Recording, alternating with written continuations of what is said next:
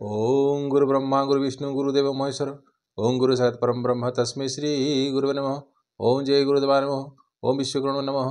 नमस्कार दर्शक बंधु, गत एपिसोड आपन को मो मोर वास्तु संदेश चैनल माध्यम आपन को गृह एरंडीबंध और गृह जदि कलह सृष्टि होता बोले आपन को निराकरण उपाय बताई।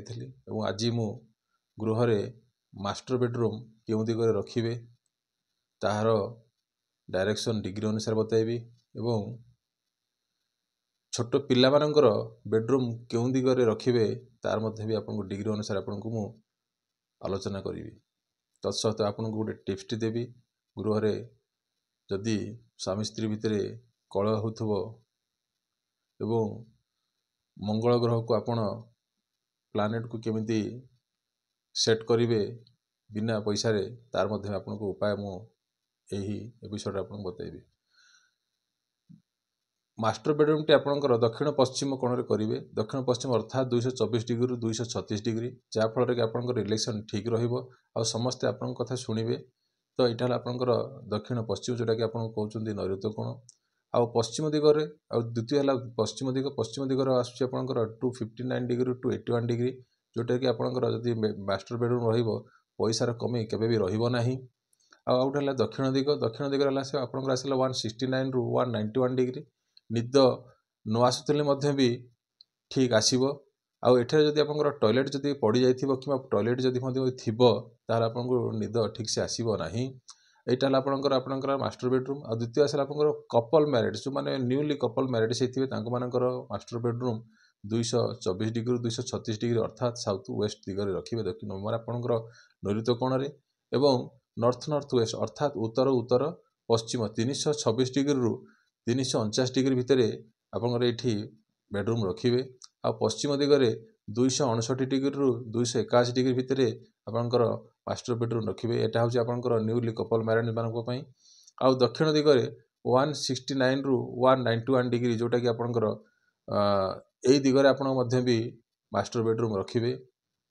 आउ गोटे है आपंकर छोट पिला बेडरूम रो दिशा होची दिग होची वेस्ट ऑफ साउथ वेस्ट अर्थात पश्चिम दक्षिण पश्चिम, जोटा कि 236 डिग्री रु 259 डिग्री, जोटा कि पिला माने भल पाठ पढ़ा पढ़ी करती और आग को से माने धीरे धीरे बढ़ी चलती पाठ पढ़ारे बहुत डेभलपमेंट करती। आउ गोटे है आपंकर वेस्ट दिग जोटा कि आपंकर 259 डिग्री रु 281 डिग्री, जोटा कि आपंकर पिलांकर जहाँ आंबिशन थी फुलफिल हो जाए से जिनस से पिला पाई जाए। तो सेठी जदि आपंकर पिलांकर बेडरूम रखिए ताहले भल रहिबो।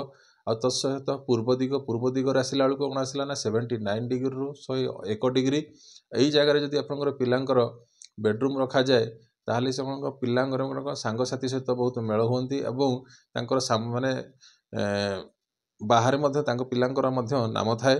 तो ये क्षेत्र में आपंकर पिलांकर बेडरूम पकेबे।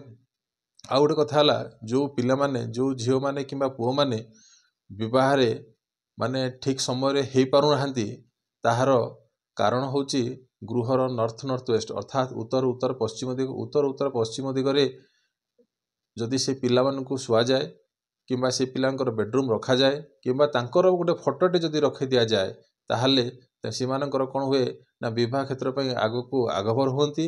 एवं यह सहित आउ गोटे दिग रहा पश्चिम माने पूर्व दिगरे कौन सी वास्तु दोष नथिबार अछि ताहले एई जो पिलांकर शीघ्र विवाह क्षेत्र रे माने शीघ्र सफलता मिली थाए किंबा प्रस्ताव आसी थाए एवं पिला माने अल्प समय भितर बाहागर हो जाती। वर्तमान आपन को गत कही जे टिप्स टे कथा कही टिप्स टे आपन को कही जे मंगल ग्रह को केमिति आपे माने सेटराइट करबा। जदि गृहर जदि दक्षिण दिगर किए होची ना मंगल। तो मंगल जो होची कौन ना निम्ब गछ जदि घर बाहर जदि माने लगे दिया जाए व्यक्ति जनक लगाती एवं आउ जदि तार जत्नवान नियंती ताहले कौन हम जार कुंडली रे मंगल नीच थिबो किंबा मंगल शत्रु घर थिबो किंबा मंगल पाप मध्यस्थ माने मंगल तो पाप ग्रह। तो जदि मंगल निम्ब गछ जदि आप लगे दियंती घर बाहर तार जत्न नियंती ताले मंगल ग्रह ଅକାରକ ହେଇଥିଲେ ମଧ୍ୟ ବି କାରକ ଭଳିଆ ଫଳ ଦେବ, କିଛି ଅସୁବିଧା କରିବ ନାହିଁ।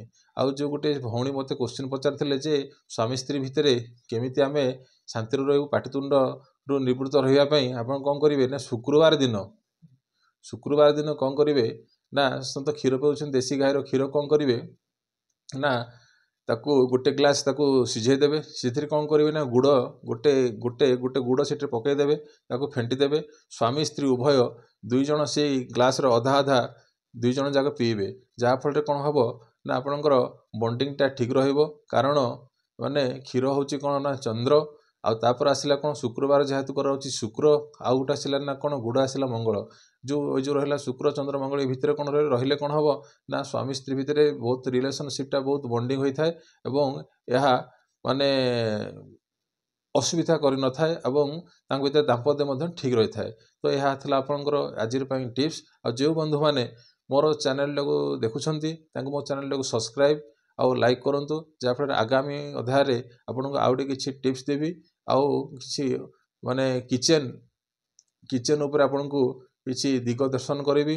ଆଉ ତତ୍ସହ ଆଉ କିଛି ଗୋଟେ ପିଲାମାନେ ପାଠ ପଢ଼ିବା ପାଇଁ, ଯଦି ଛୋଟ ପିଲାମାନଙ୍କର ଯଦି ପାଠ ପଢ଼ାରେ ମନ ଲାଗୁନାହିଁ, ତାହେଲେ ଆଗାମୀ ଅଧ୍ୟାୟରେ ଆପଣଙ୍କୁ ଏ ବିଷୟରେ ଆପଣଙ୍କୁ ଦିଗଦର୍ଶନ ଦେବି। ନମସ୍କାର।